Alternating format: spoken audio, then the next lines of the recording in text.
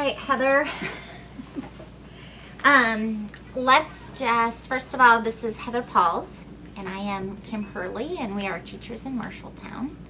And we will be modeling what a collegial conversation can look like. So Heather, we'll just give you a little bit of background on what the lesson was about so that our conversation makes more sense to you.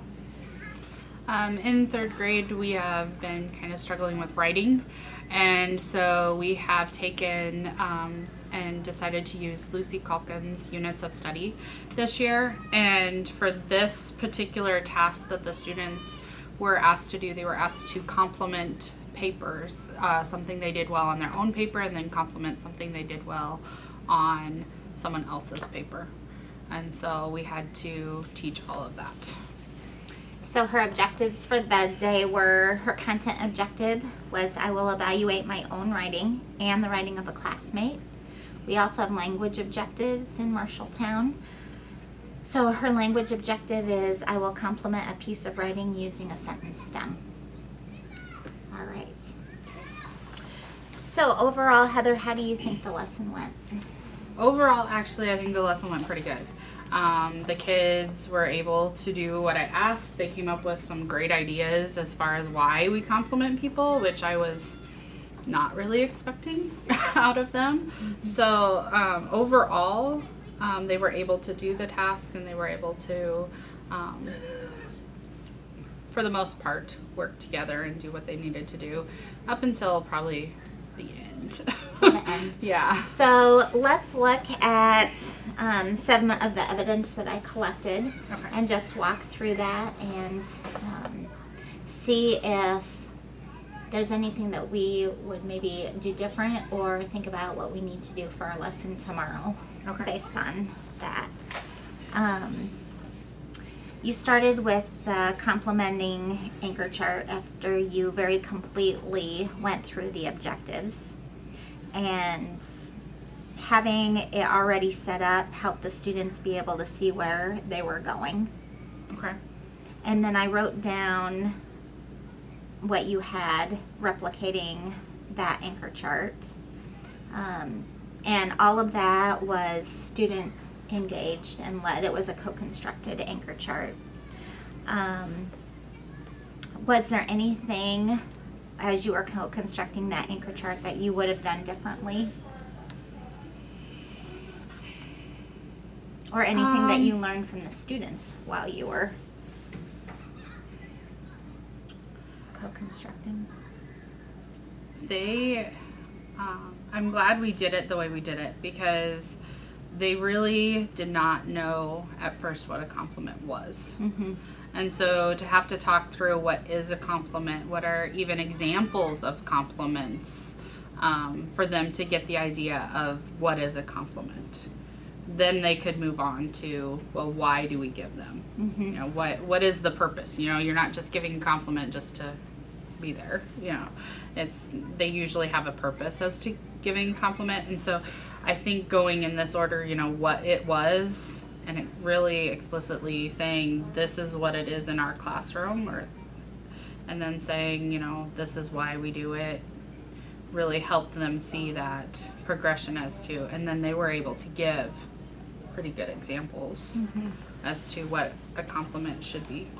I noticed one of the things that we've been working on is making sure that students were actively engaged. And I noticed between all three questions, what is it, why do we do it, and give me examples, you had students turn and talk to their partners or their table groups. So I noticed the level of engagement was very high in the room. I saw all students participating.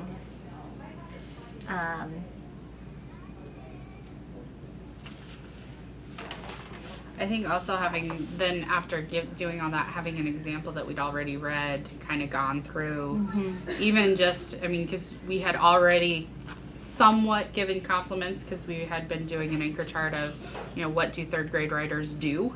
And so we had been looking for all those things that they had done. So going even into that, then the next of having something they'd already done, helped them to be able to figure that out too.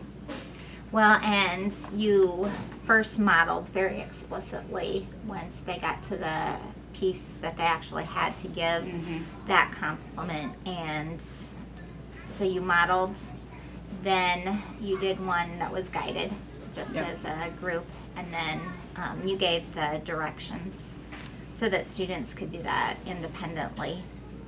Do you think that scaffold helped them be able to meet that objective? Yeah.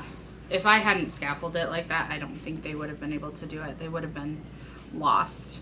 And I think, up until the end, everything was going well, and I just, kind of thought, okay, we'd been doing this back and forth, and then at the end it was like, they should be able to do this, switch papers, do the compliment, and they couldn't do that. They didn't understand that piece.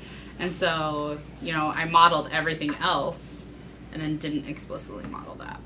So next time, even though you've modeled every step before that, Yeah. you need to stop and Model it. that entire yes, thing the we can't entire take thing. for granted that they do No. understand. No. All right. How does this coaching help you as a teacher? It makes me reflect back on what we did, and having somebody there that's jotting the notes down, even just to say, okay, this is what I saw, this is what I saw you do, this is, those types of notes helps me look back to and say, okay, this is what we did, because I don't have that time.